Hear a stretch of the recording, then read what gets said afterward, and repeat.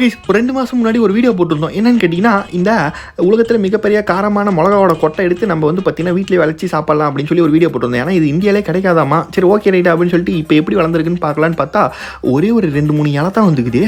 அடப்பாவத்தை சரி ஓகே இன்னும் கொஞ்ச நாள் வெயிட் பண்ணுவோம் அப்படின்னு சொல்லி அங்கே உட்காந்து பாட்டுருக்குள்ள திடீர்னு வந்து பார்த்தீங்கன்னா அங்கே குட்டி மினி ஸ்லைம் பாக்ஸ் ஒன்று இருந்துச்சு. என்னடான்னு பார்த்தா இது ஸ்லைம் கிட்டாமா.